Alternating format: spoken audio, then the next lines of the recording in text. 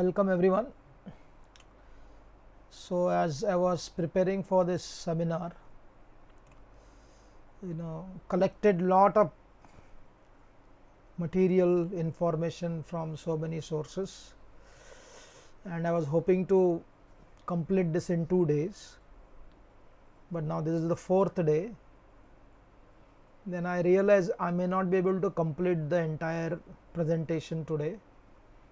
I don't want to rush because the information is very important, and it gives a lot of clarity in regards to what we believed,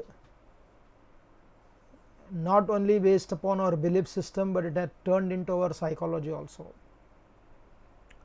So therefore, if we don't complete today, those who want to join, they can join, but we will most probably run it tomorrow also.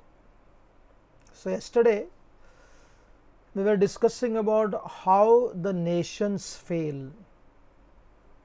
Again I repeat, when we were discussing from very first day, the purpose of this presentation not to become the aggressive nationalistic. That is not our goal, because ultimately dharma transcends all the boundaries. It's a reality.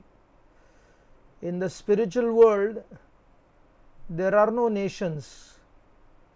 A spiritual realm is a purely boundaryless, therefore Vaikuntha, whether you call it as a Brahman, Brahma Jyoti for those who are practicing Brahman realization, or those who practice the Vaishnava philosophy of Vaikuntha. Vaikuntha means which has no limitation. But because we are connected to this limited body, the place of action, as the Bhagavatam explained, it's a beautiful place for us to render and achieve our full potential. Therefore, the purpose is to understand this great Bharata Bhumi, which is filled with so many tirthas. When the Pandavas were feeling separation from Arjun, Arjun had gone to the heavenly planets for studying, right? Heavens were like universities in the Western world. So Arjun had gone to study there, and we should see how when he was about to leave the land of earthly planet, through the Himalayas he went up. He actually offered his obeisances to Mother Himalayan mountains, and he said, my dear mother, he offered the obeisances. He said, I will come back.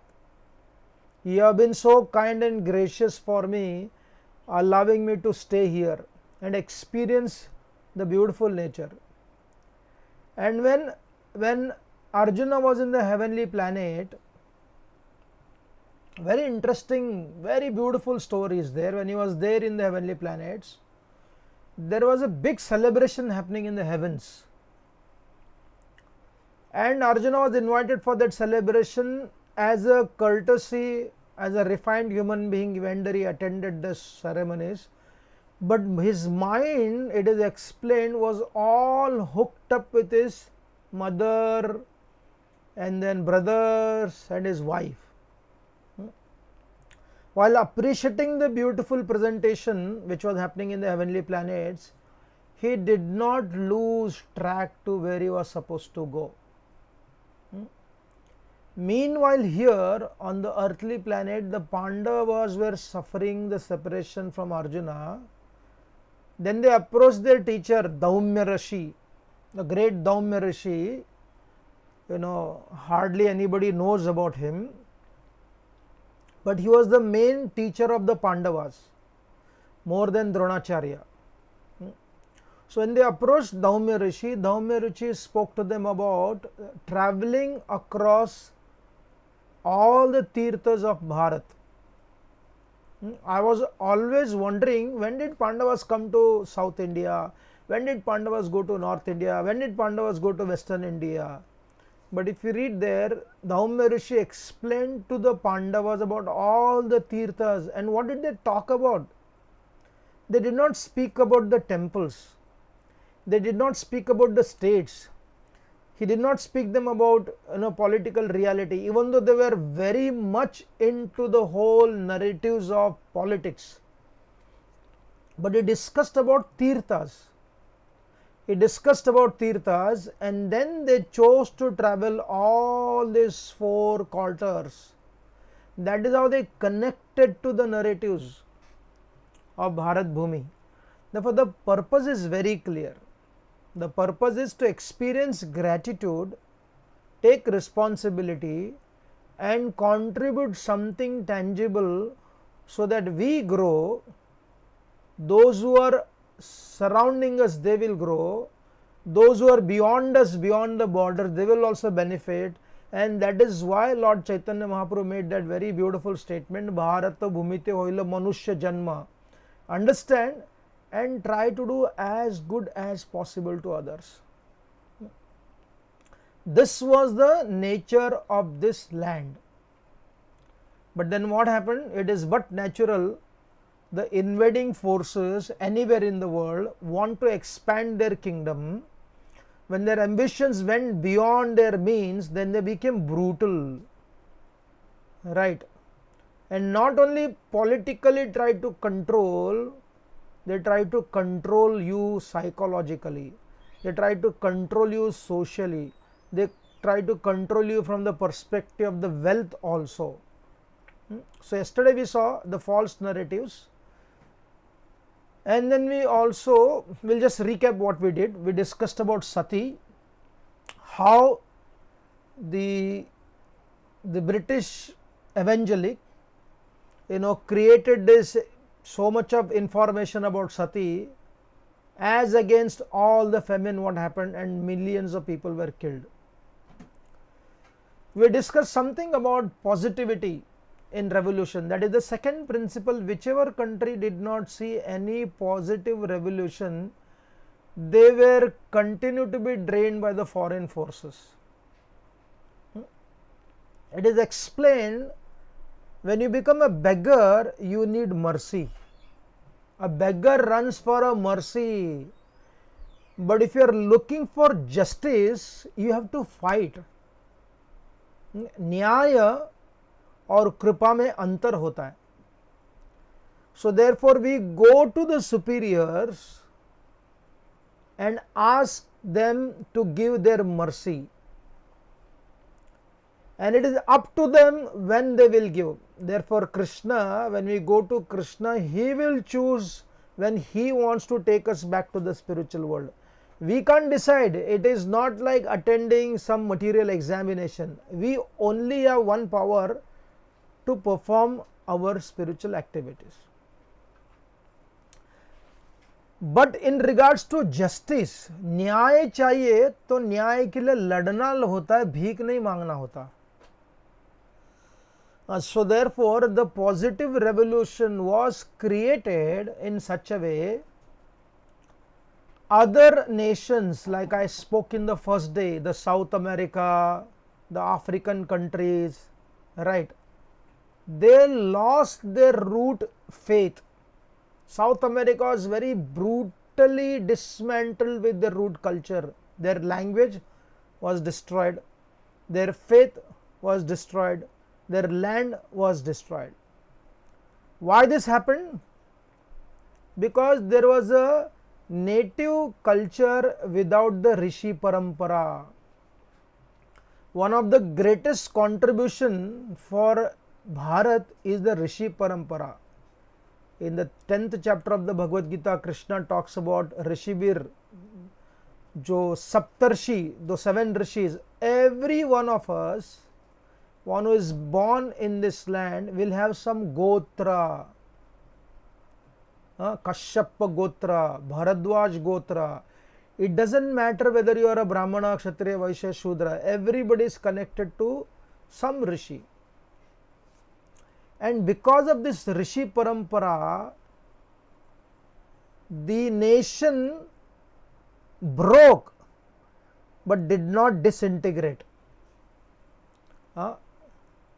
It came down but did not get destroyed. It's very interesting. So time to time there was a sporadic revolution which sustained the country. If there was an organized revolution, it's very interesting to see. I was reading something about the Singapore's Prime Minister Lee Kuan Yew. Somebody had sent a nice book. And amazing, first time I saw something which was there, but he put it very nicely. The point he said, why the Indians do not come together the way the Islamic people come together. He talks them as the Malayas. He said the difference is, one difference is that the Indians do not fear their future. उनको डर नहीं है, and therefore they do not feel what will happen, nothing will happen. We have enough sufficient intelligence, buddhi, wherever they go, they stand again. When Eid Amin, he basically chased away all the Gujaratis from Uganda. Where did they go? They went to different countries.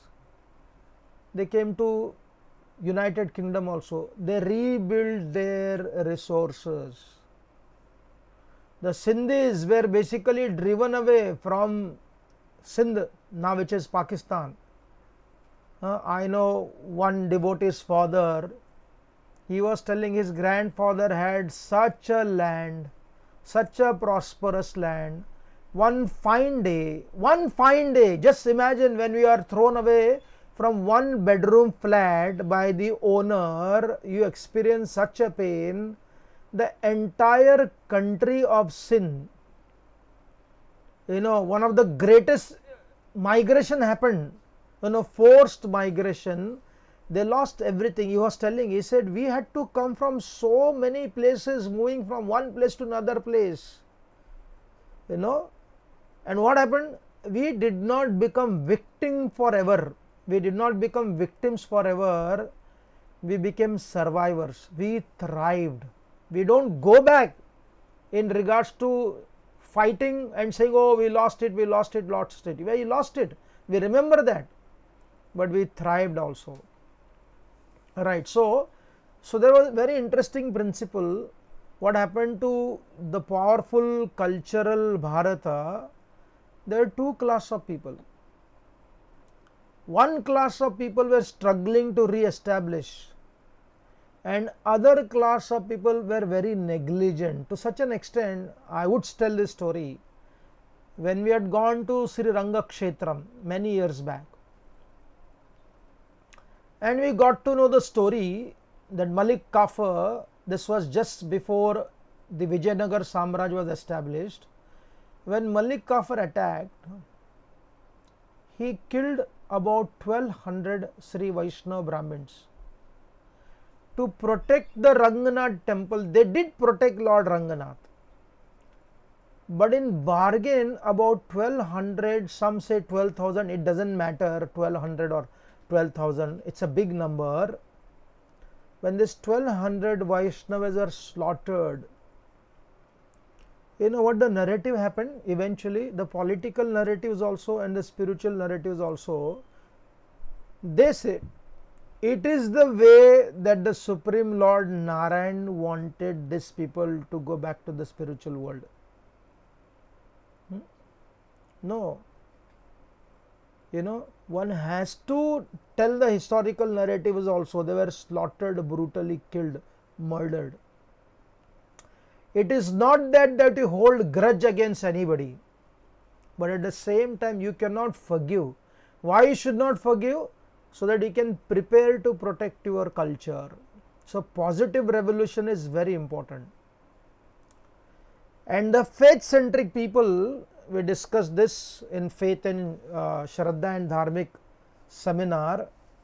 The faith-centric people, they focused on their very faith, rather than also dwelling on the principle of dharma.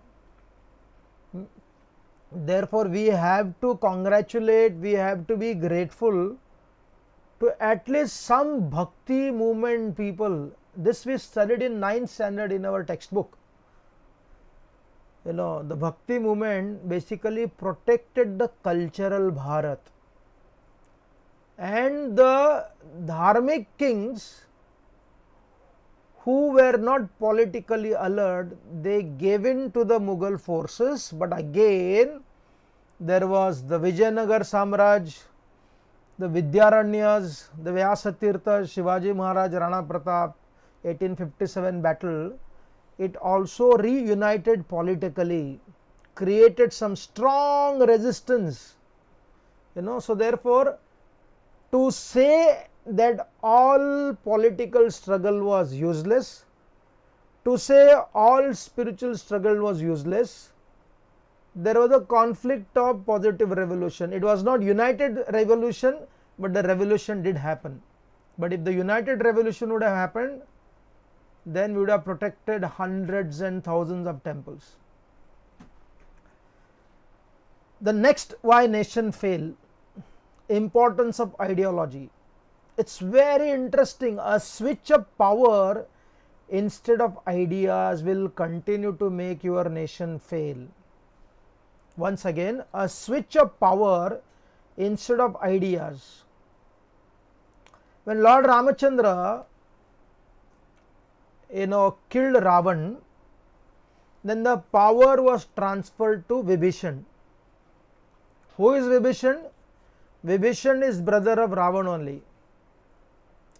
And where was Vibhishan ruling, and whom was he ruling? He was ruling the inhabitants of Lanka only. In Kamba Ramayana, the writer says, Lord Ramachandra told Vibhishan, my dear Vibhishan, it is not about who becomes the king. It is what about your ideology. He said it is only a question of time. Vibhishan might also turn into Ravana by the very system which has been established by Ravan. Therefore, you have to dismantle his system, which is anti-dharma, which is anti-devotion. उस system को dismantle करना पड़ेगा. If you do not dismantle that system, the nation will continue to fail. In Egypt, I was mentioning about this, why nations fail. There was a continuous transformation of power, right? But the ideology never changed. Whoever controlled the power, they were trying to loot. It is explained, the debt of a country was equivalent to the wealth of the king or the president of that country. $70 billion was the income of Hosni Mubarak, and more than that was the debt of the country. Why? Because the power was transformed, but the consciousness did not change. Very interesting, very interesting. I heard this somewhere. I think this was the talk happened in Delhi in Artha Forum, right? And one speaker, he gave a brilliant understanding. When we studied in the history book, we must have heard there were two classes of freedom fighters. In our Kannada language we studied, one was Mandagami and Tivragami, extremist and moderate. Who were the moderates? Gopal Krishna Gokhale, Mahatma Gandhi, Jawaharlal Nehru, and then host of others.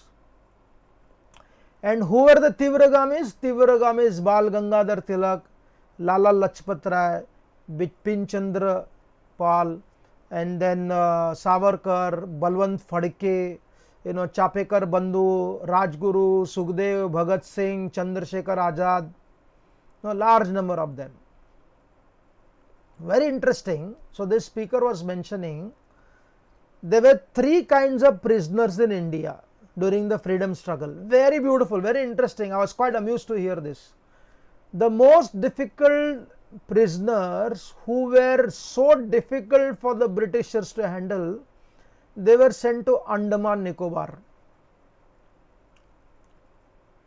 and then little less than them, they were sent to Mandle in Burma. Bal Gangadhar Tilakji went to Mandle.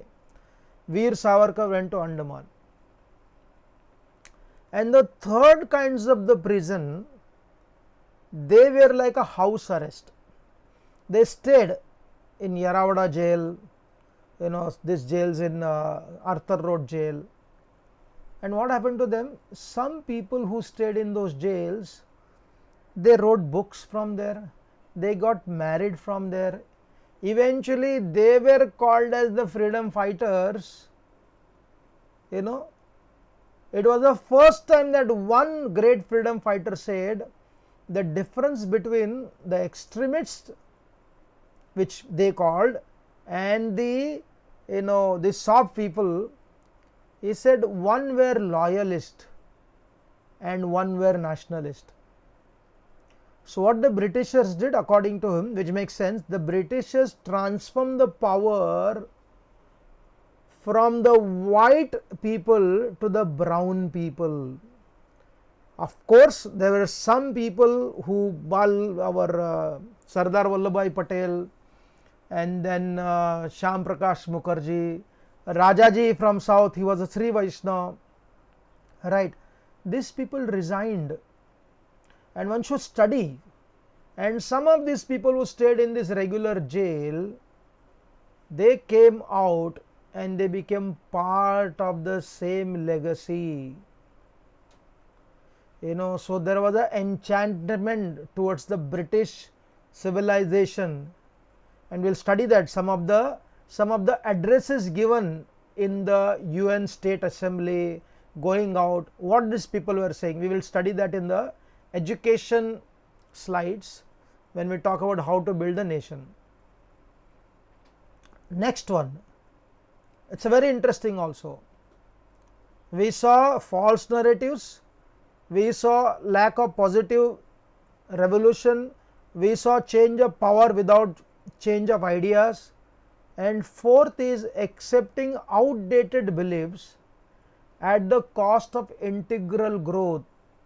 Is like poverty with belief instead of wealth with logical belief.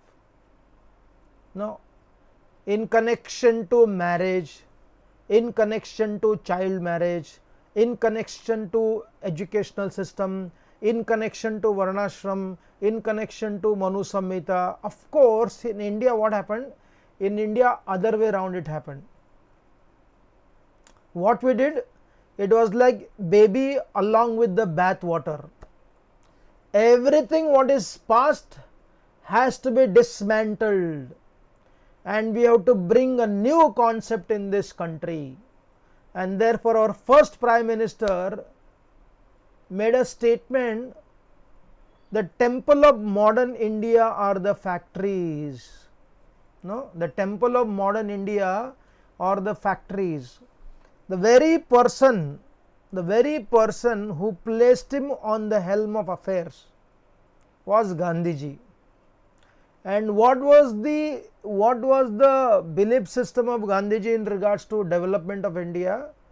He said he wanted to develop India based upon India's power and resources and potential to grow.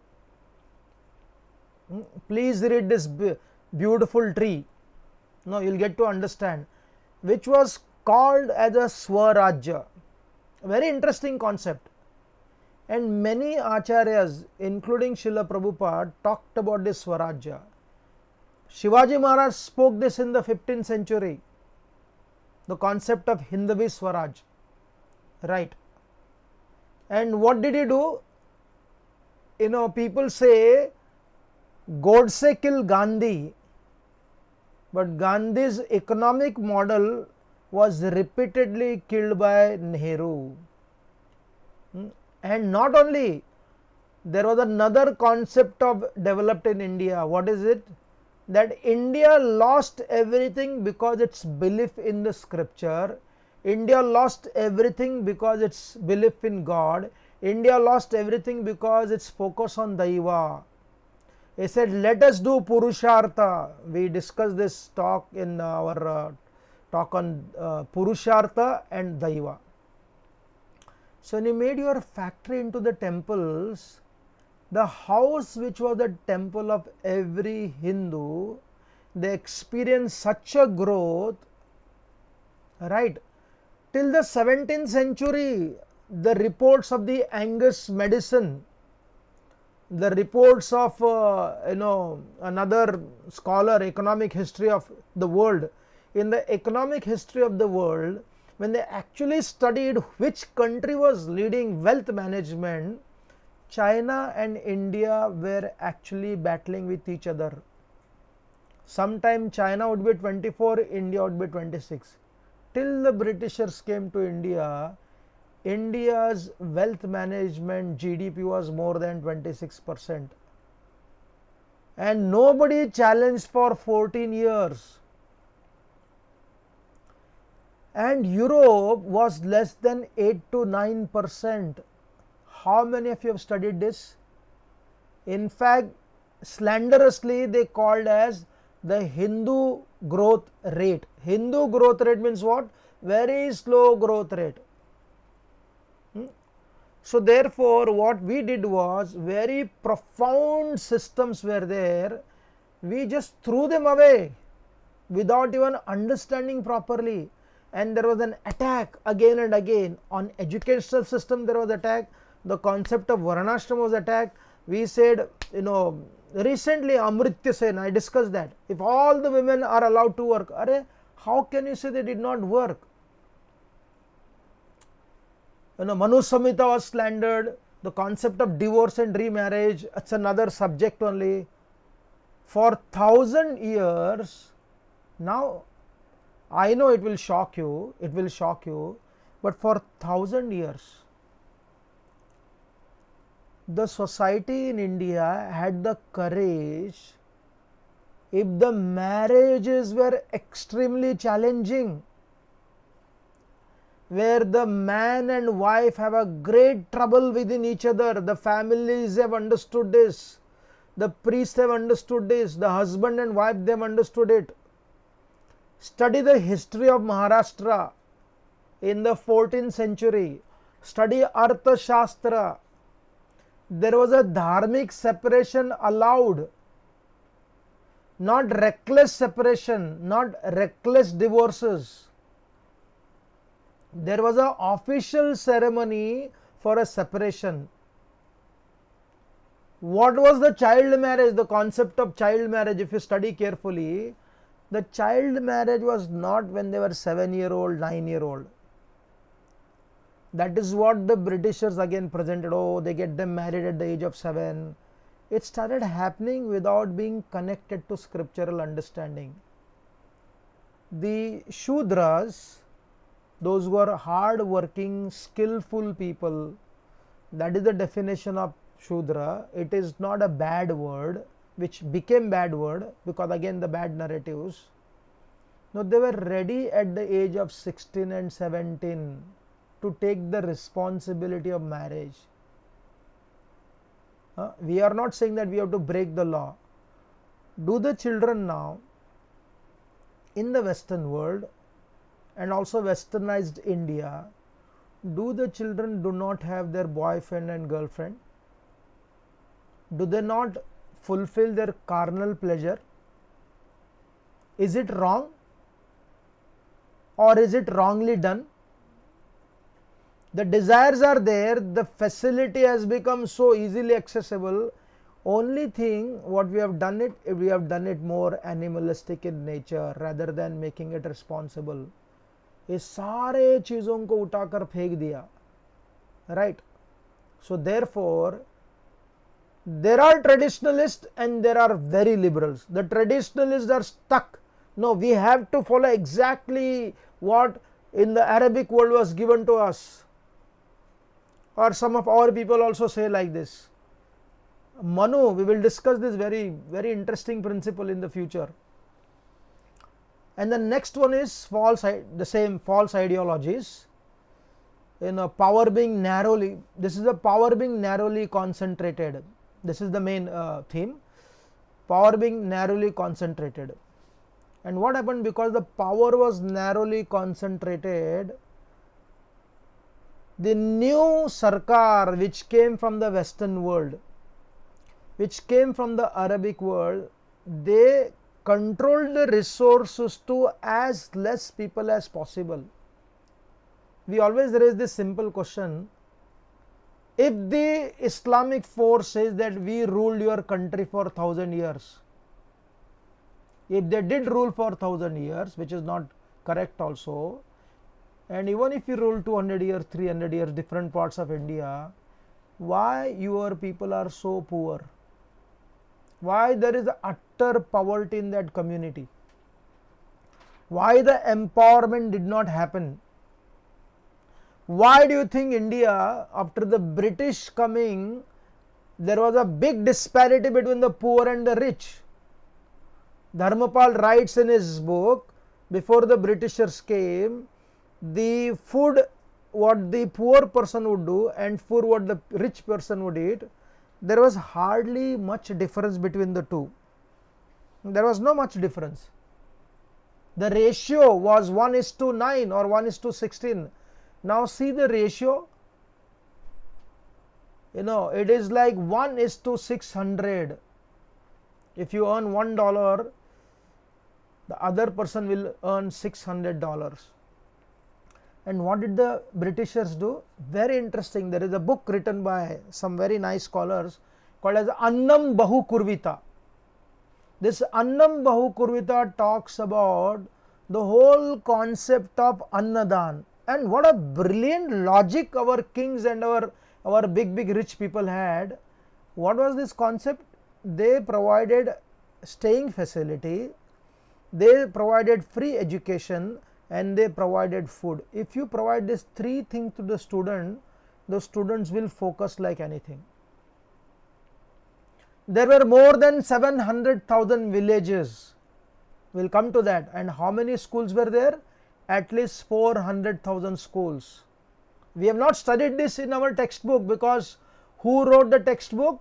The textbooks were written or controlled by those people who wanted to continue the narratives of the Britishers. The power was changed, but the idea did not change.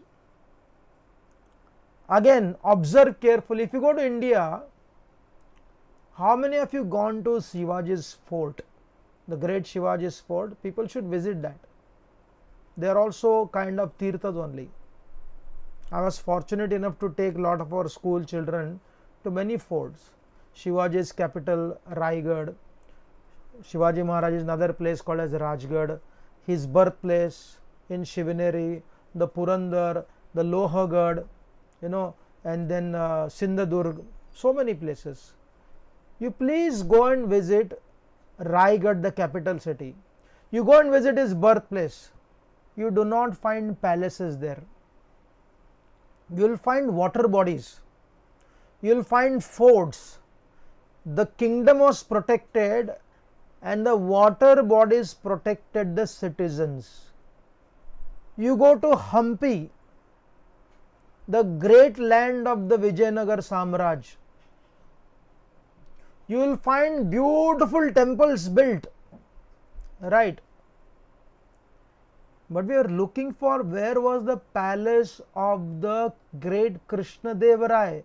There is a Vittal temple, there is Krishna temple, there is Ram temple, there is Virupaksha temple, but where is the palace? You don't find the palace. There is a bathing place for the queen, but you don't find the palace. Why like that? And I read one article written by another great scholar. He said this king focused on the amenities for the people. They built their palaces. It is not that they did not, but they were less important compared to temples, compared to water body. If you ever go to Hampi, once again, see how they arrange the whole concept of irrigation. It's a mind blowing. No, amazingly. Recently I had taken some students and we saw this. Right. If you go to Sindhudurg, water body so beautifully arranged. But when the Britishers came to India, they taught the royalty. He said, what, you are kings and you don't have a big palace? If you talk to an architect engineer, there is a colonizer's architect and there is a settler's architect. The settler's architect connects with, use it as long as you are there. Do not try to build such a way that you want to impress everybody after millions of years ago also. Settler's architect is simple. Settler's architect does not focus on personal growth. Settler's architect focuses on people's growth and their spiritual growth. Very, very interesting, right? So then the palaces were built, the cricket was introduced, the charity was stopped. In fact, the Britishers would not give stipend to the lost kings of India unless they stopped all the charity works. Annadan, stop it. Education, stop it. And then they ruined them. Instead of holding the sword in their hand, they started holding bat in their hands. The great Ranjit Singh, Dilip Suha, they are from the same family. Unfortunately, what happened? They took pride in representing British team playing cricket, and you should study his life. Even Shashi Tharoor, even his book, he writes about this very interestingly. So therefore, power was narrowed more and more, empowerment was stopped. More people became slaves and less people became free. One of the most interesting principle of free society, what? A free society is that society. Yudhishthira Maharaj speaks this in the Mahabharata. What is the free society? What is the happy society? Happy society is one where people stay together, they eat the food which is cooked in the house, and they have hardly any loan. Now, because of the COVID, I heard from some devotees saying that, this is one of the greatest thing has happened to us, that we are able to spend time with the families. वो लोग बहुत घूमते थे ना इधर उधर. They are able to see, we can manage many things staying here. I was telling somebody, in my entire career being in temple for so many years, I did not connect with so many people by giving lecture. In this lockdown period, I don't want to say how many lectures I gave. I gave too many lectures, and it has benefited me. Studying, reading, concentrating, talking to my close friends in the temple, right? So therefore, the principle was the power being concentrated and the structures became bigger and bigger and bigger, and the poorer became more poor, and we started condemning the very thing which protected the society. दान देना, अन्नदान विद्यार्थियों को देना, उनके लिए आश्रम बना कर देना ताकि वो पढ़ाई करे ठीक से, that was reduced, and the education became the privileged people's commodity rather than sincere empowered students' commodity. And then another very interesting, when recently the COVID reason, India opened liquor shops. It's a very shameless act. As if they were dying, people walked into the street. They broke all the rules of social distancing and they entered into boozing, drinking wine. Right? Did Indians not drink previously? Again you study. This is from the story of Will Durant only. What does he say? He said, before the Britishers came to India, the concept of drinking was very, very, very extremely done by few people. When I was growing, if there was a drunkard, he was basically ostracized. It didn't matter what wine you drink, whether it is Gauti, Deshi or foreign. They were not seen with a proper perspective. Right? Now if you don't drink, people look at you as if you are fallen person. Does scripture do talk about drinking? Read Ayurvedic text. Who is qualified to drink? Very interesting. I have to say this. In Ashtanga Hridaya, Ayurveda says when to drink. Who is qualified to drink? In a year, how many times you are supposed to drink? Then you get to know only the most self-controlled people, they know the taste of life.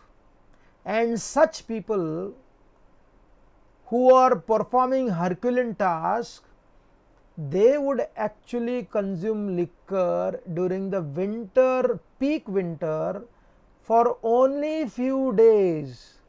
And after that was done, they would never ever touch the liquor.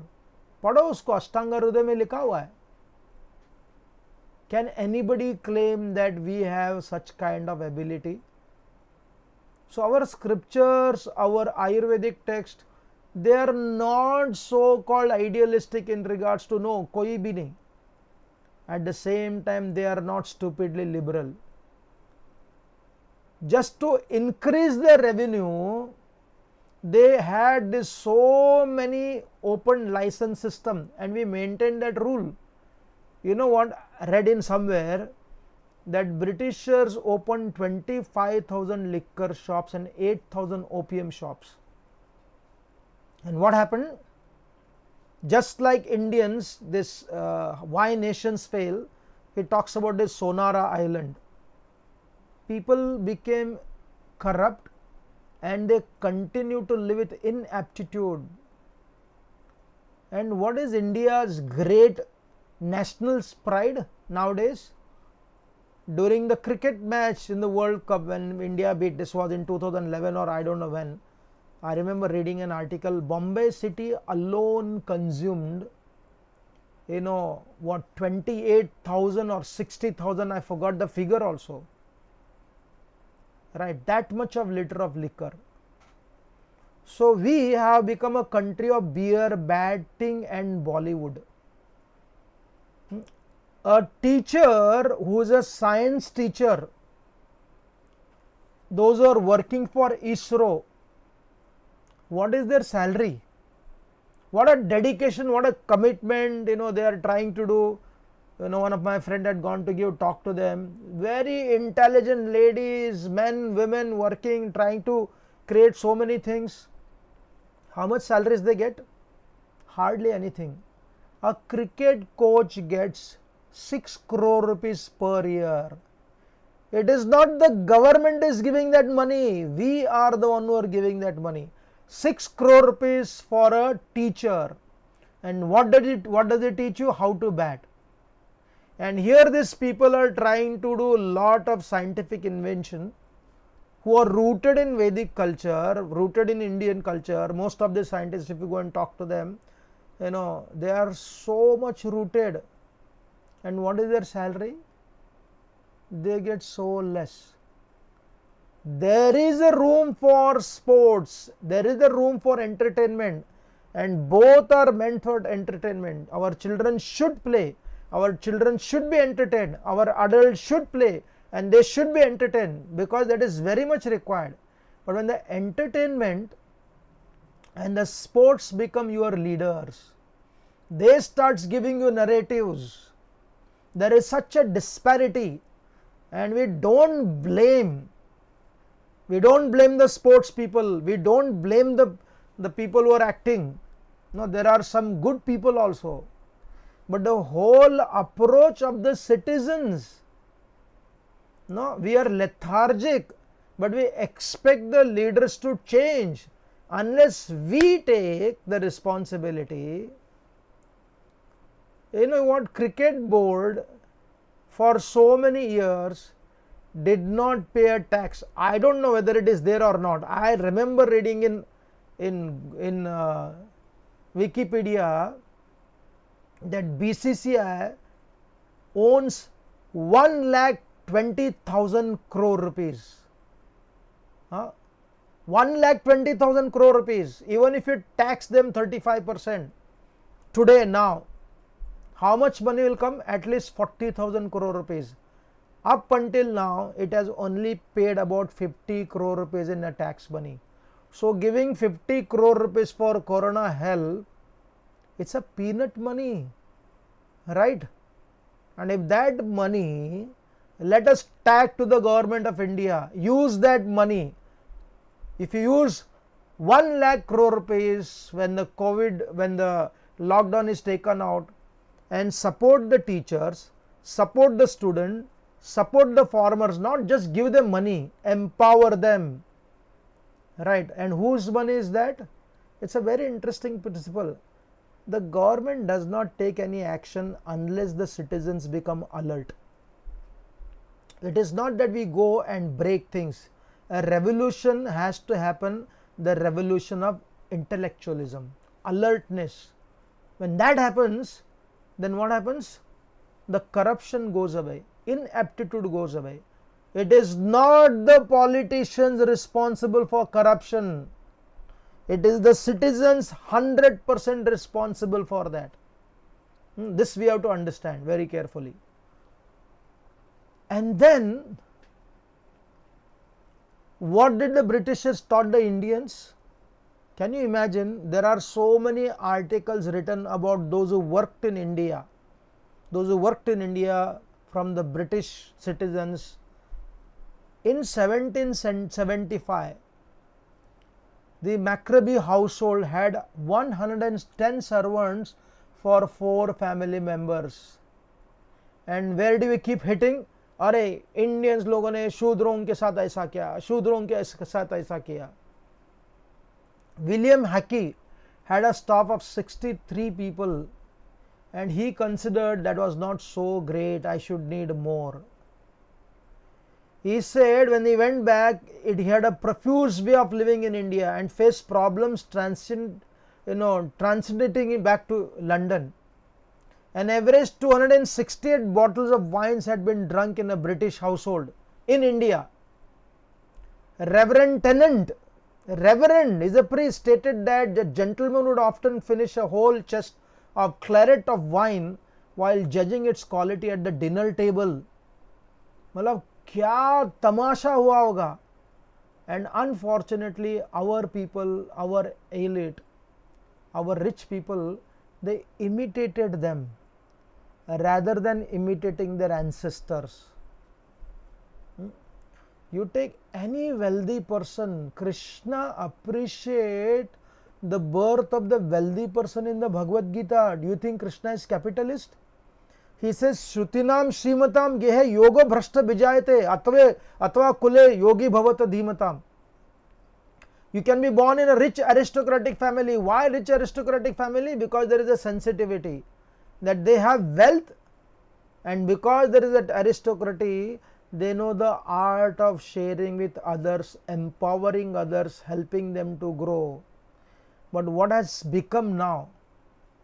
It is not about how much money you make. You can make ocean of money, but what you do with that money, that is very important. So therefore, another reason why nation fails. How does it happen? The best way to subdue the nation is by capturing their indigenous leader, as the Spanish did. The Spanish were the original leaders in this. They would go and capture the local leader, tempt him, threaten him, and eventually using him, they would buy the entire country. And the Britishers also tried to follow when they came to America. They tried to buy the native leader. And we see that the most so-called liberals, those who take pride, one of the great editors,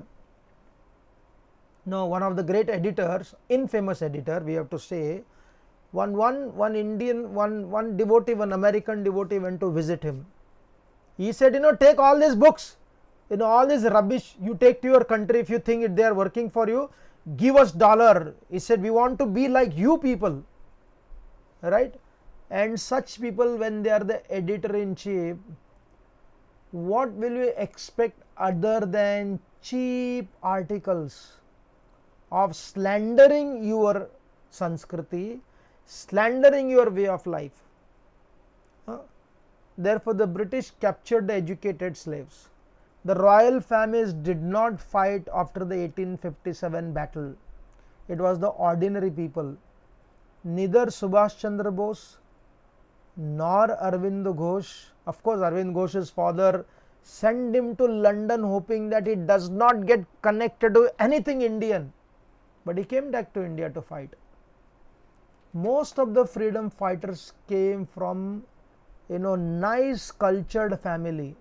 An interesting story, if you actually study, most of this freedom fighter had a spiritual bent also.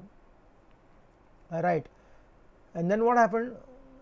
Many of our saintly people focused more on pure spirituality, and the social sensitivity and political alertness was lost. No? And then we can study this. Africans did not trust each other because their own people would sell them to their masters. It's a very sad story. Why nations fail, if you study, there they write about how Africans did not trust their own people. Why they would trust? Because they were the one who would sell them out. I remember listening to one lady. She was gang raped by 7 people when she was 17-year-old. This was in Andhra Pradesh. And this man told her, you deserve this. Can you imagine? What an atrocity. And this girl, she survived. She thrived. She stood by. And she started working with the children of the prostitutes. When she first time went to talk to these prostitutes, they would spit at her face. She was shocked. I have come here to do something good. I have suffered so much. Why they can't trust me? She could have given up. It took some days to understand her that these ladies are spitting more at a women because some of the good women, they cheated the family of these people, saying that we will give them better jobs, let them come with us. These girls were brought from a remote place to some of the big cities and sold in the brothel. Therefore, they had lost trust in women. But after a few days, she basically turned around and actually made them believe genuinely.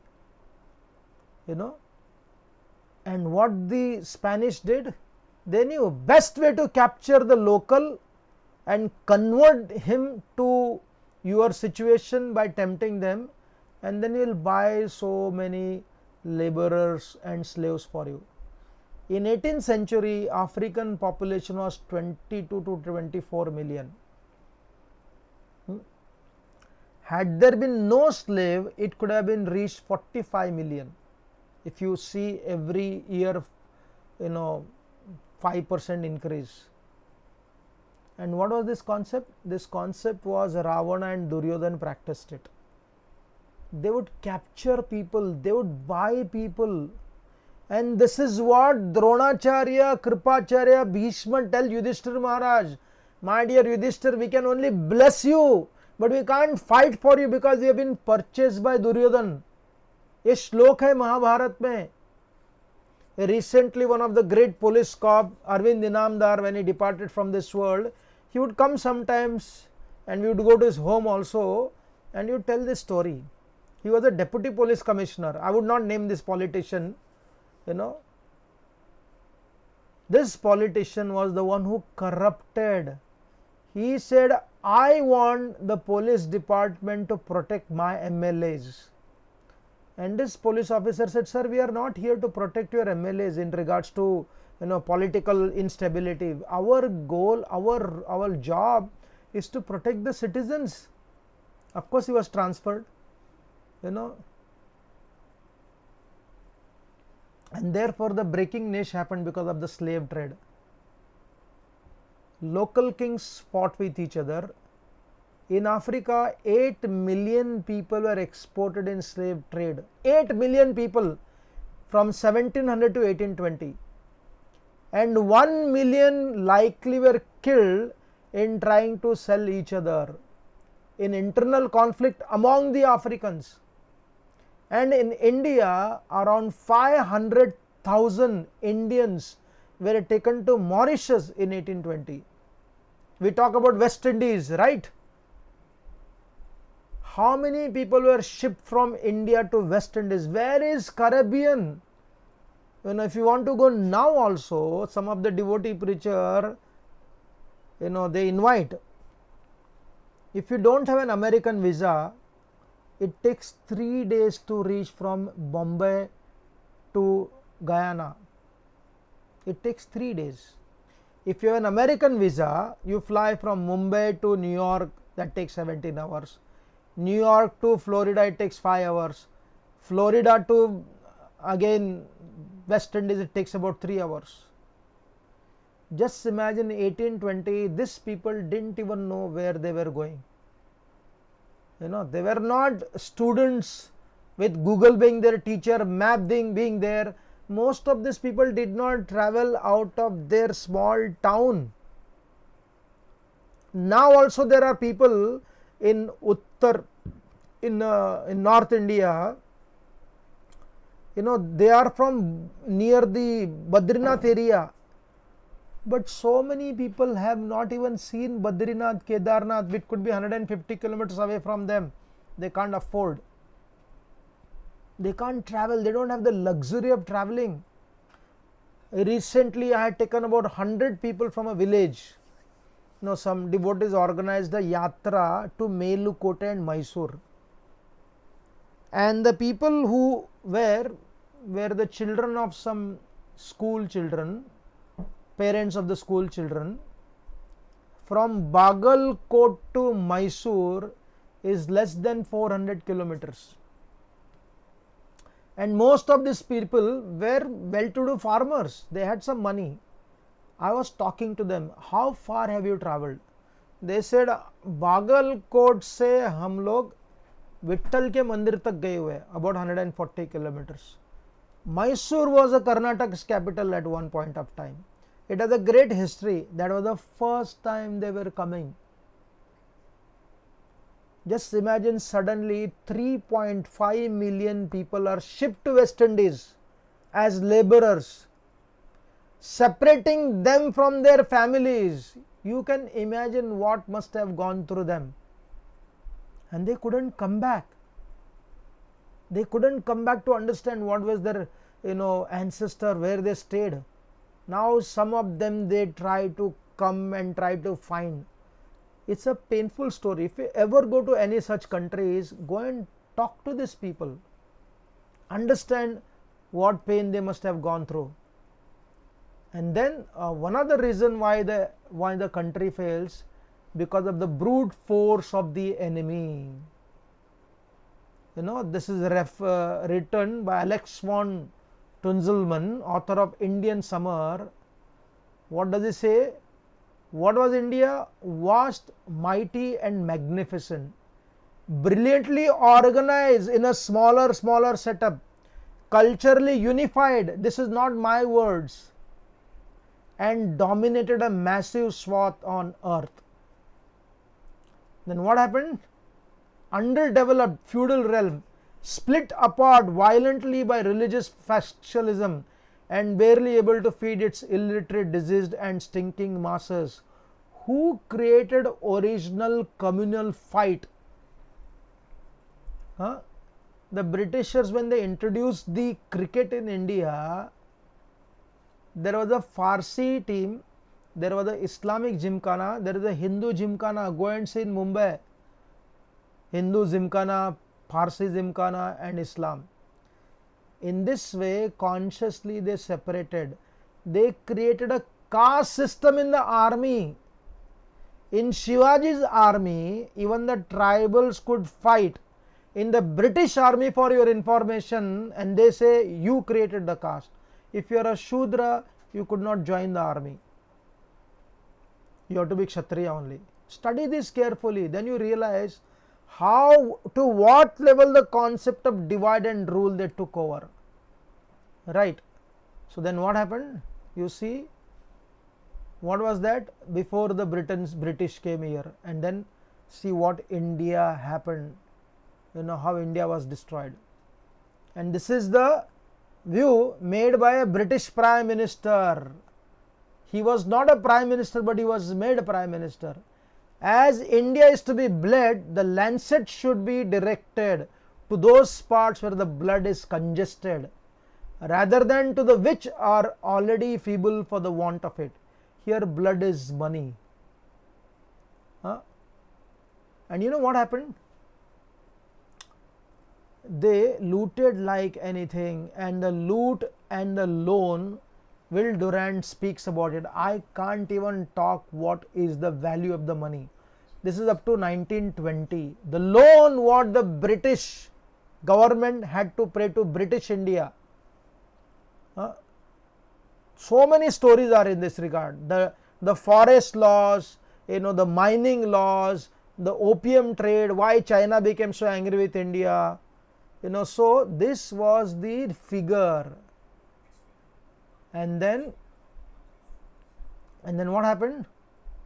They did this by, even Macaulay, he went against this whole principle. The miserable tyrants found in India practiced this, as they dreaded the capacity and spirit of some distinguished subjects, did not venture to kill them. They administered a daily dose of opium called past, which will destroy all the bodily and mental powers and turn him to a helpless idiot. It is better to die rather than feeding the opium. At least there was some honesty presented by Lord Macaulay. And then all this loan, it's a very interesting story, In 1947, when British left India, the British owned a massive loan for India. They were supposed to pay that money. Right. And it was the responsibility of the Prime Minister to take that money, insist that money should come. You know how the Britishers paid that loan to India? And you know how we signed for that also? The Britisher paid that loan which they were supposed to pay to India by giving stipend, by giving a retirement benefit to those people who worked for the welfare of India. All those who worked for welfare of India, they got the pension. And who were they? Everyone was a Britisher. Everyone was a Britisher. In this way, so graciously, the white men with their refined qualities, they paid all their loan. And there are some people in India, unfortunately, did they any good to us? Even Ravana did good to some of his people. Duryodhana also did good to some of people. When there is a damage you are doing, along with that you always do some good. But the damage what was happened, there is a concept of Stockholm Syndrome. You know the Stockholm Syndrome? Stockholm Syndrome is when somebody abuses you, somebody dismantles you, somebody sexually assaults you repeatedly. Eventually you start liking that very person who abuses you.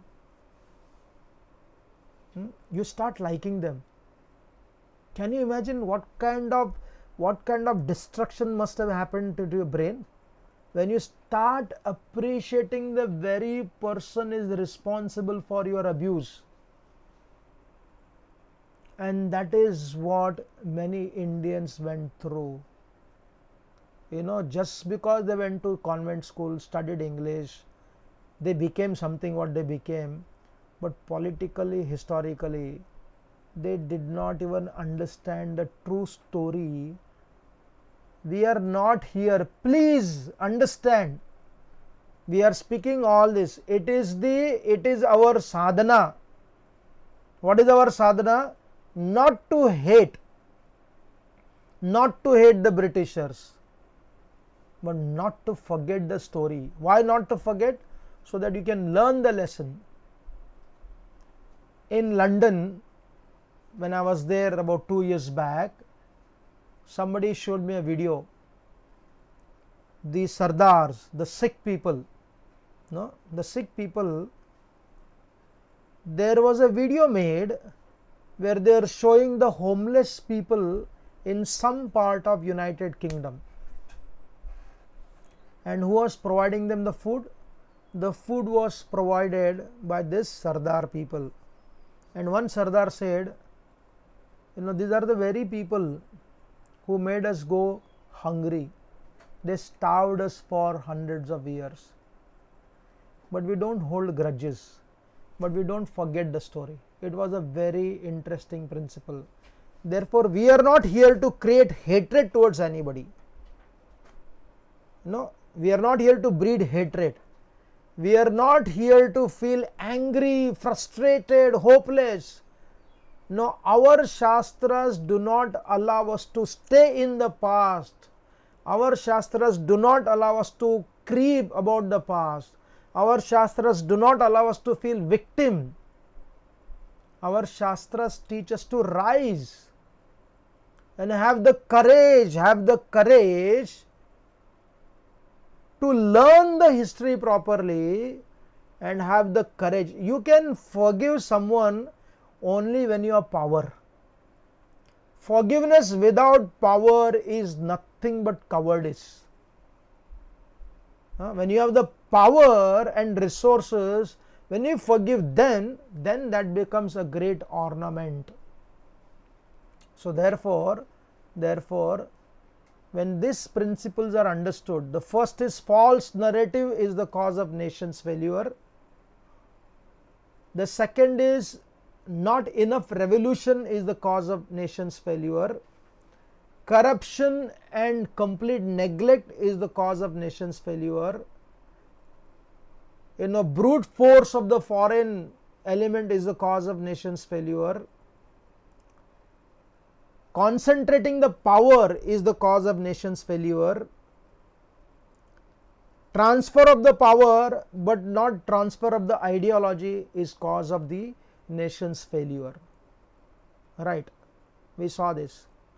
If we can deal with it, and this happens whether it is an organization or whether it is a nation, because what is a nation? Nation is an organization only. A Rashtra, the first day we saw, the ability to administrate by one king or a prime minister, that constitute as a nation.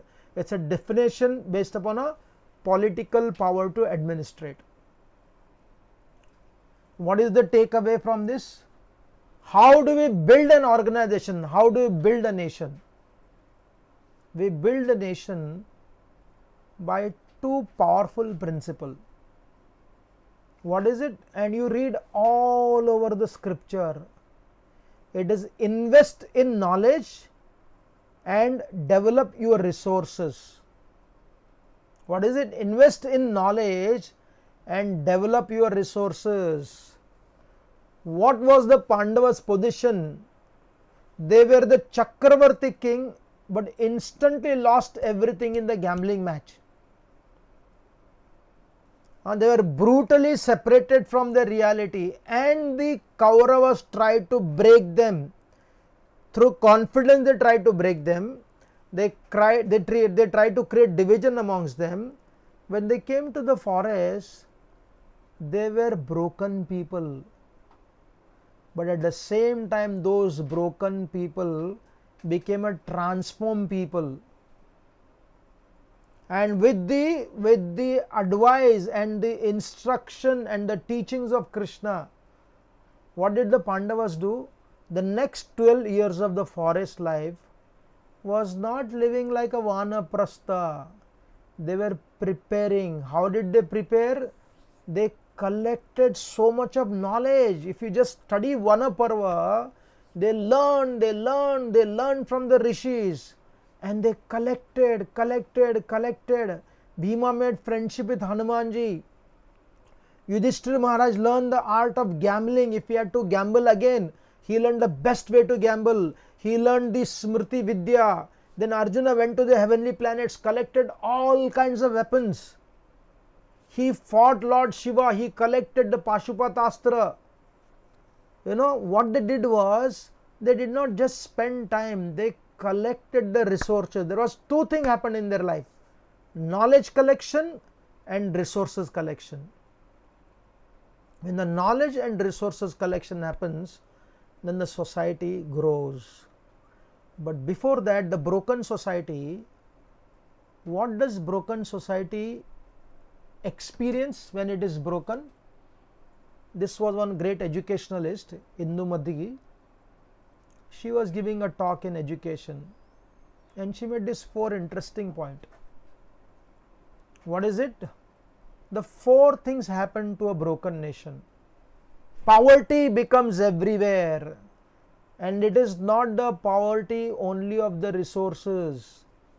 Poverty of relationships, poverty of education, poverty in regards to your culture, poverty in regards to your spirituality also. In fact, your entire Pancha Kosha, Annamay Kosh, Pranamay Kosh, Manomay Kosh, Vigyanmay Kosh and Anandmay Kosh, everything becomes very poor. And again, a very interesting principle Shastras mention: when do you become loyal and compassionate? When you have resources. A poor person, it is but natural that because he is poor, he needs to have a food, he is forced to compromise his values. This is the unfortunate reality. He is forced to compromise with his values.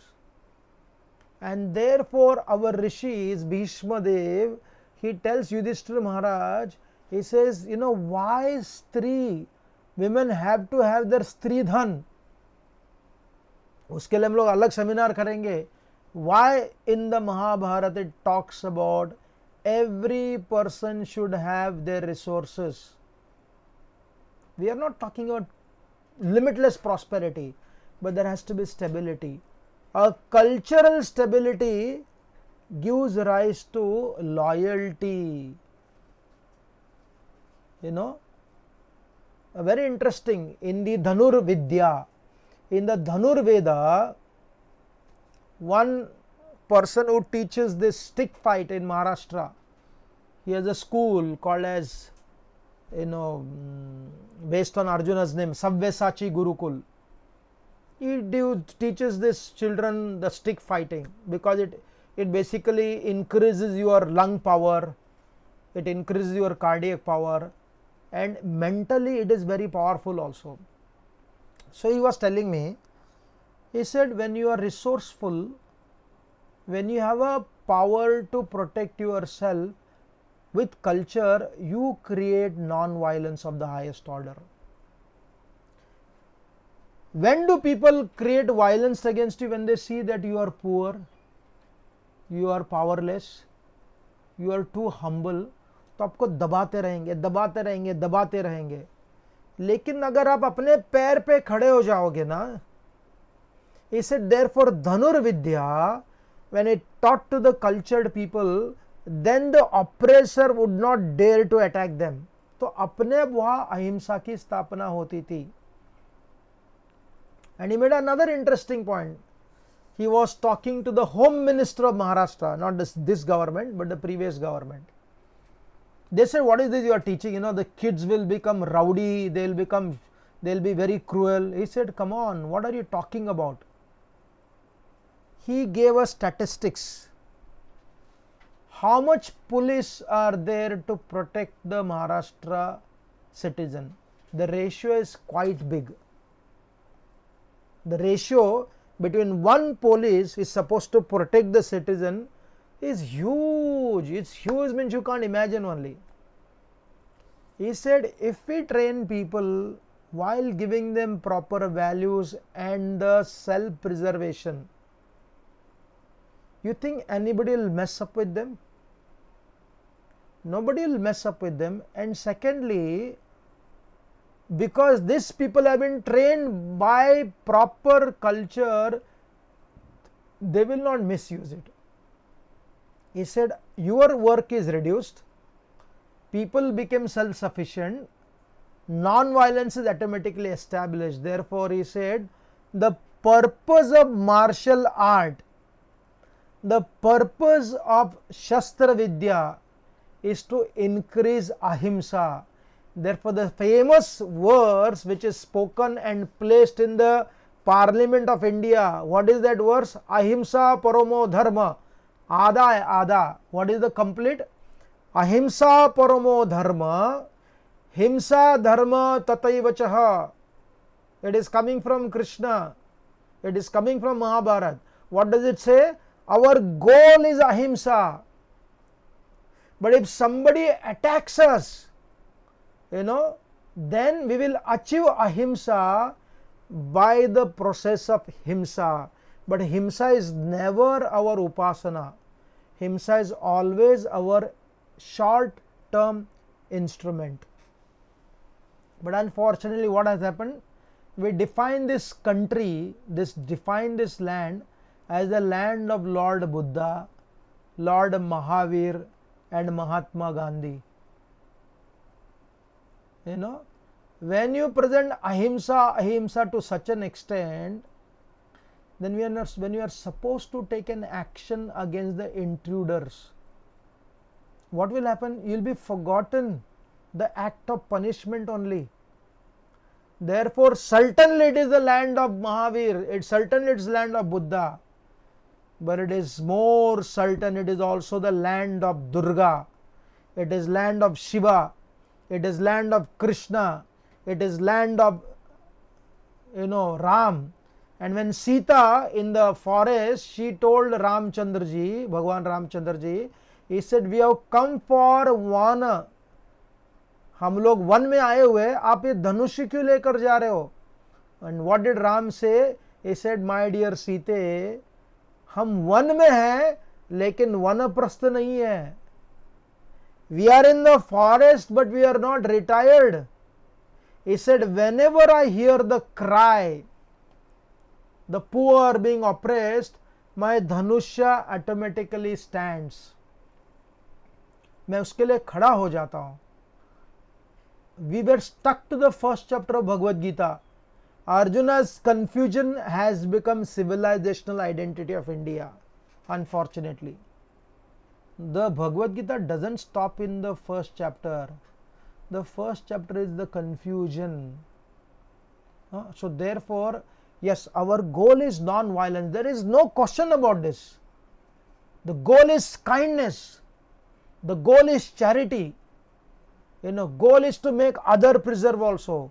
But where does it happen? It all begins with self-preservation.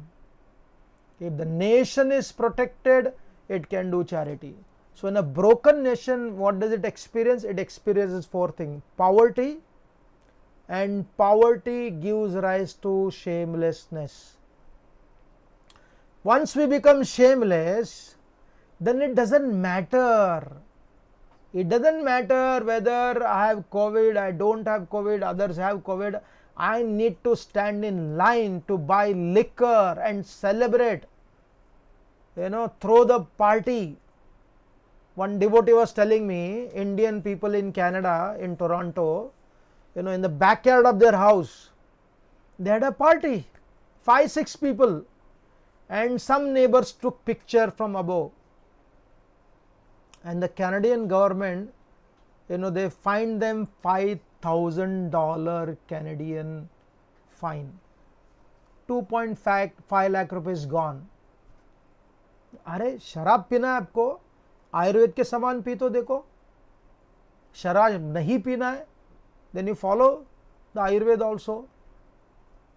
It is more difficult to drink for 1 month, for 15 days, and not drink for the rest of the life.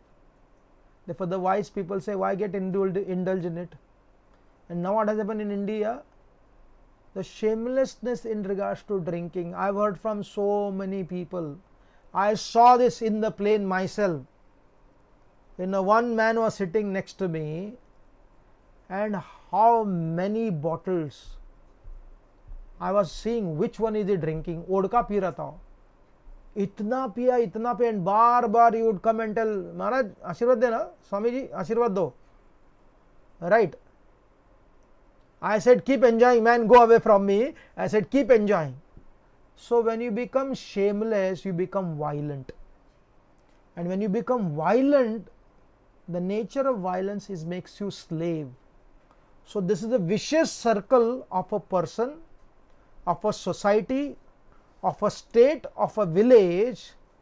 Can you imagine such a sacred duty of voting? मत करना क्या है? मत मैं देश के भविष्य को निर्धार कर रहा हूं.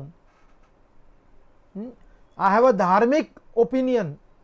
If there are 80 crore धार्मिक people and everybody votes, whom do they bring? They bring a dharmic king on the helm of the affairs. But these people in the villages, it is so sad that people are purchased for one glass of liquor. People get converted for 500 rupees from their original faith to something else. अरे जो 50, 500, 5,000 रुपए के लिए convert हो सकता है, मतलब कितना बड़ा दुर्भाग्य है. And who has made like this? Are we supposed to blame those people? No, there is a vicious circle of poverty, shamelessness, violence and slavery.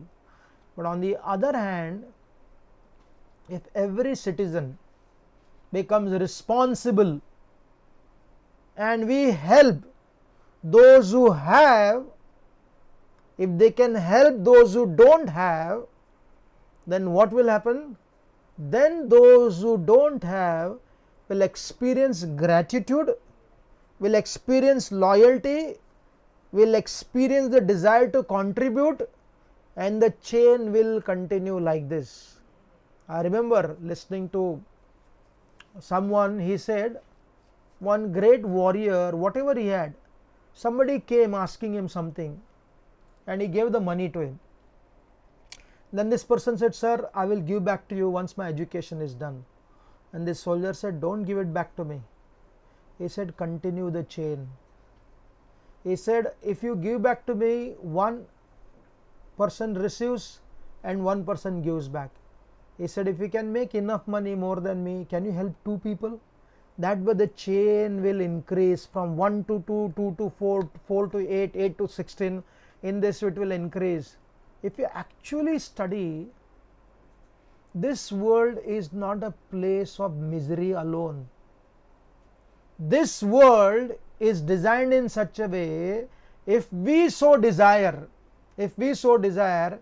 we can actually help people experience a complete gratitude, feeling of contribution to others. Therefore, the whole concept of Indian thought process, अरे ये यज्ञ का देश है, यहाँ यज्ञ करते, तेल डालते, घी डालते, यज्ञ. But the whole concept of yajna, please understand by reading 4th chapter of Bhagavad Gita. Read it carefully. In every aspect there is yajna. In teaching, a teacher is doing yajna. A student in learning is doing yajna. Mother feeding the baby doing yajna. And the child reciprocating taking the milk from the mother is doing yajna. And when this yajna legacy continues, what does it do? It has the power for transformation. Therefore, Manu writes in Manu Samhita, he said, what is Satyuga and what is Kali Yuga? He said, Satyuga is a Satyuga where you experience stability. And what is Kali Yuga? Where you experience instability. Something exactly, not exactly like this, but something like this. So therefore, as I said, we couldn't complete, we are just begin to understand, and it's a very important principle, whether for building your nation building never happens from Delhi. Nation building doesn't happen from UN. Nation building doesn't happen from the previous kings. The nation building happens from our own self. Therefore it was called as Swarajya. स्वराज्य से सर्वराज्य हो जाता है. स्व and सर्व. So therefore, how do I build this Pura? Therefore, in the 4th canto of the Bhagavatam, every living entity is almost compared to Puranjan. Puranjan, Purusha. Purusha means what? Women are also Purusha, man also Purusha. Puru means this city of body. And who resides here? The living entity resides. And if he can protect his Pura, his Grama, his village, by proper method, by becoming resourceful and being learned, then the Swa Pura, this Purusha, can build it so beautifully. And that is the point Krishna spoke to Arjuna. What did he say? Arjun, wherever, Sanjay told this to Dhritarashtra, wherever there is Arjun, and who is Arjuna for me? Arjuna is a hungry for learning. वो भूखा विद्यार्थी है. He represents education and he represents resources. And who is Krishna? Krishna gives direction to those resources. Krishna gives direction to that education. जहाँ विद्या और अध्यात्म है, wherever there is Krishna and Arjuna, prosperity, morality, stability, everything is there. So tomorrow, as I said, we could not have completed. I would have rushed. Very interesting concepts are there, how to build yourself, and by building yourself, how you can build Bharat. And by building Bharat, building yourself, whatever you represent any temple, any home, any institution. What does it do? It builds, it becomes strong, it becomes resourceful, it becomes full of education. And we will see that tomorrow. If you have any questions or comments, we will take one or two questions.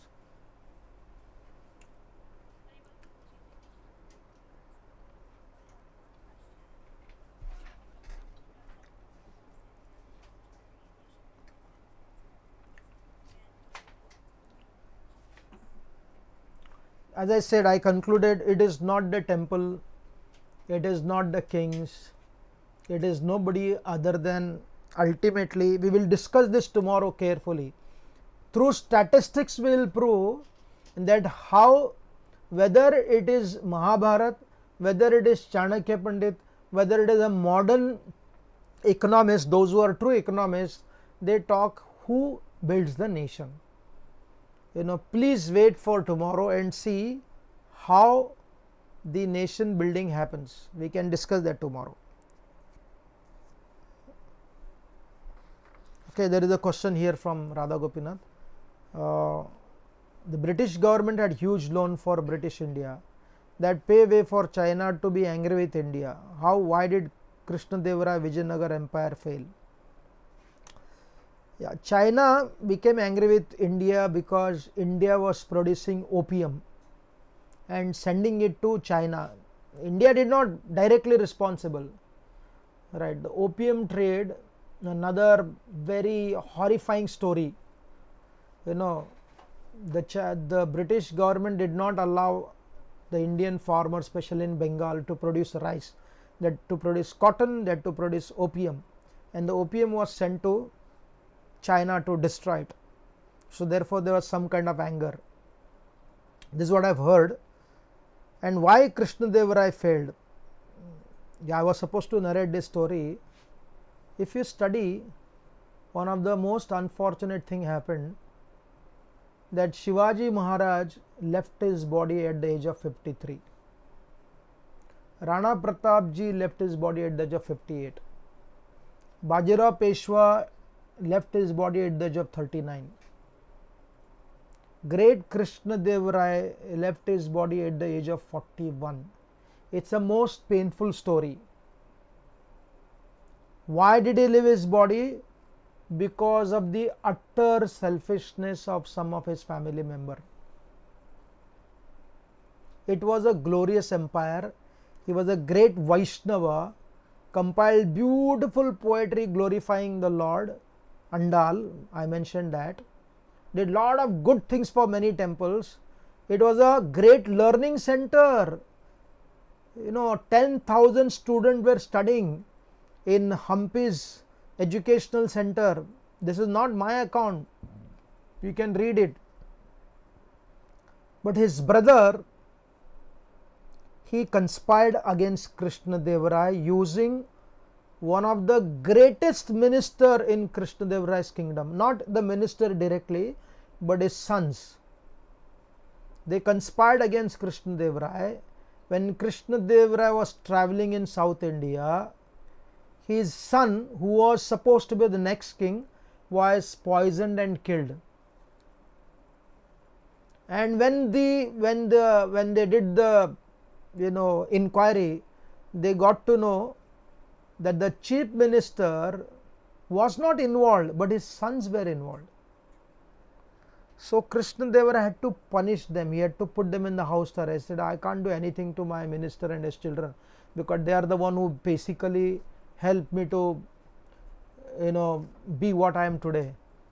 After saving them also, again his children conspired, and then Krishnadeva Raya had to plug the eyes. They were supposed to give a death penalty. The two sons and the chief minister, who was responsible for protecting Krishnadeva Raya from a murder attempt by his relatives, when they wanted to be the king, his brother, Krishnadeva Raya's brother, wanted Krishnadeva Raya to be killed. This is one of the saddest story.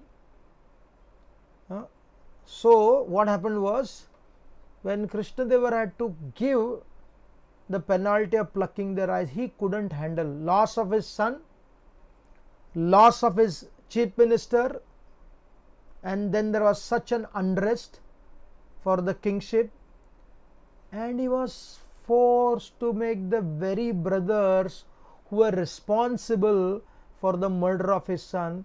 He couldn't take the pain. At the age of 41, he left his body.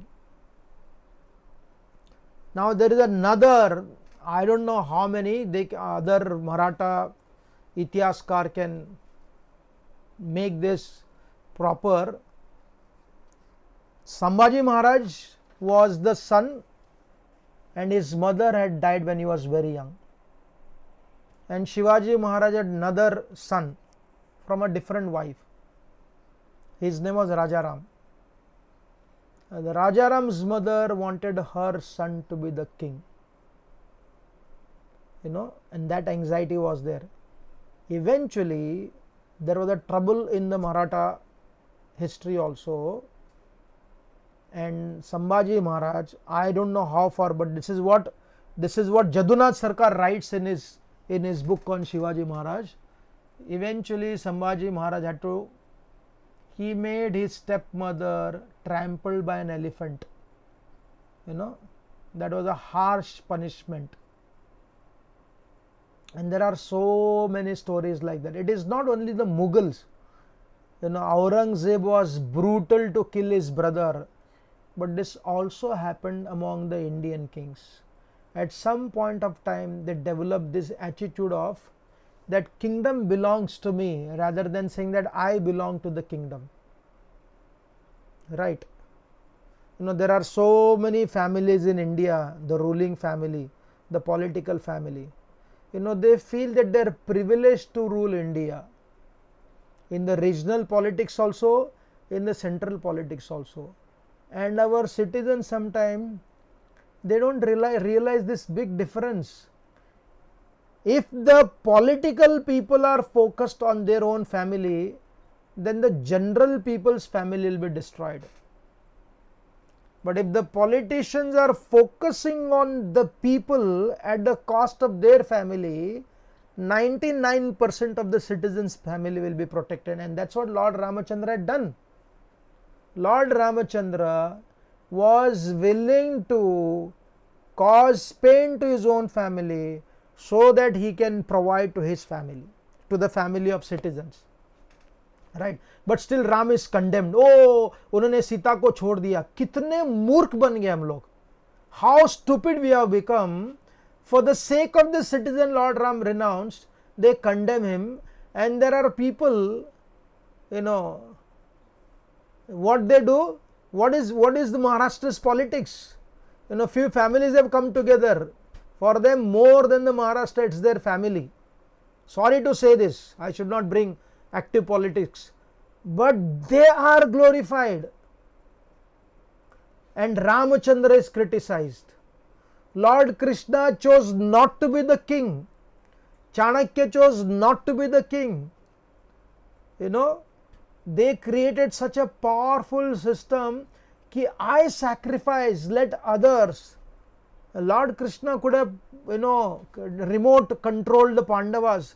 When the Pandavas became the king of Hastinapur, Lord Krishna went to Dwarka. If you want to write, if you want to understand also, there is no greater book than Mahabharata and Ramayana and the Bhagavatam and the Upanishad to give us what strategy one can follow. So therefore, one of the greatest trouble, they love their country. I am not saying they don't. Many don't, but many do. But it is a choice between first my family or my country.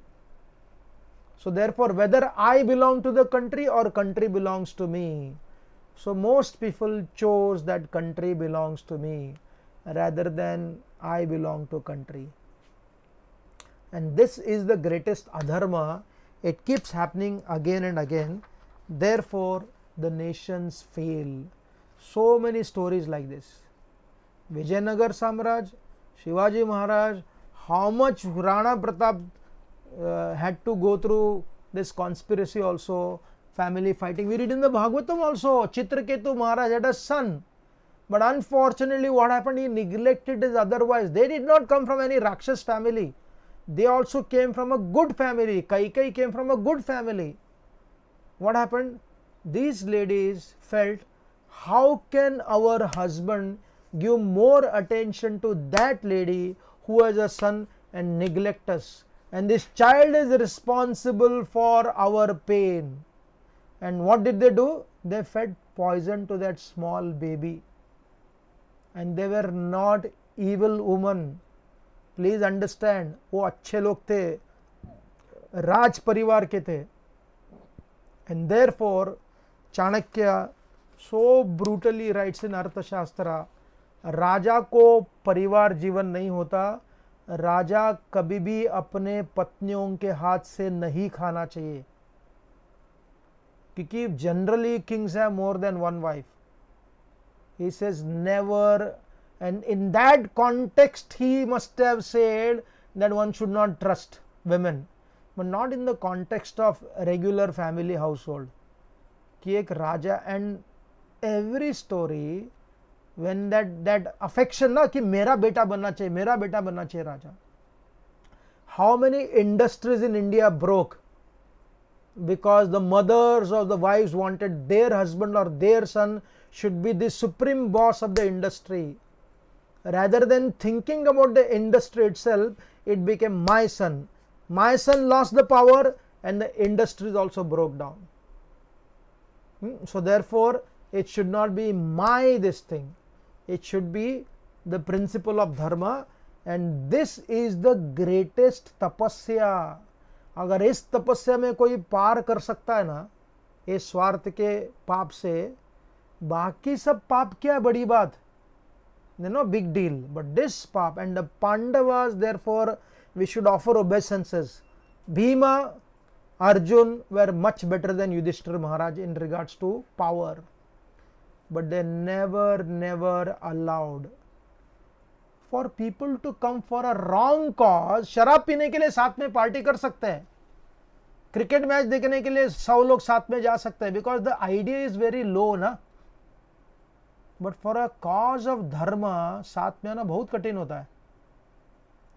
Pandav, the Kauravas all came together, no big deal, for a wrong reason. But for a right reason, staying together, working together, it is not easy, it is very difficult. Therefore, why Pandavas were so attracted to Krishna? Because of this quality of selflessness. Draupadi, Draupadi, this lady, she lost her father, she lost her brothers, she lost her sons. All the struggle was hers, But who became the next king of Hastinapur? Not her children, not her grandchildren. It was Subhadra's grandson became the king of Hastinapur. And you don't find Draupadi going and telling Krishna, some idiot has written that also. Oh, Draupadi was cheated by Krishna. Krishna placed the child from his family only to Hastinapur. अरे क्या दुष्ट विकृत बुद्धि है, देखो तुम वैसे करते हो. अरे Draupadi, she never ever did that. She never went and complained. She realized कि I have to sacrifice ताकि धर्म की स्थापना हो जाए. ये कहाँ ये तत्व है? So therefore nations ultimately fails not because of anybody other than our own selfishness. A family fails. In family also, I'll stop with this. एक परिवार में दो बच्चे हैं या 3 sons are there. One is most efficient, most qualified, right? He is supposed to take over the business. What do the parents do? They say नहीं नहीं नहीं, you know, सबको समान करो, सबको समान प्रॉपर्टी दो, चलेगा, लेकिन the efficient person should be in the helm of the affairs. He should be helm of the affairs in the business. Otherwise what happens? The business also breaks, the brother also break. Unfortunately what happens is we reward the most inefficient and we punish those who are efficient and qualified in the name of equality. Equality means you give them what they deserve so that their life is comfortable. But in regards to efficient, competent people, they with character, they should be given the lead. कितने परिवार में ऐसा होता है? No? So therefore we will stop here today and come back tomorrow. Understand how education, understanding ourselves and understanding our surrounding. Therefore Krishna in the Bhagavad Gita says there is nothing greater. There is nothing greater than knowledge. Api chetasya papebhya. Krishna calls ignorance as the greatest papa, and he says the awareness, the knowledge has the power to take across the ocean. And we'll discuss that tomorrow. Thank you very much once again, and we'll see at 5:30 for the last session of this series. Hare Krishna. RG Media YouTube channel. Like, share, subscribe.